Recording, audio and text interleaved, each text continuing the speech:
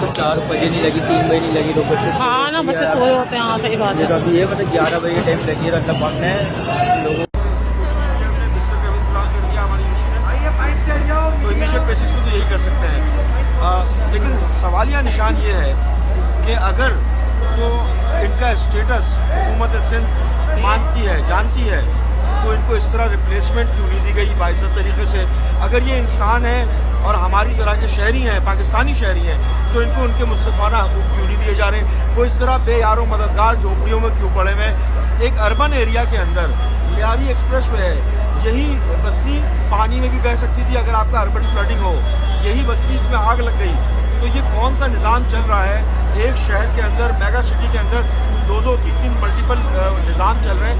इसके ऊपर सोचना बहुत ज़रूरी है और अमल दरामद भी करना ज़रूरी है।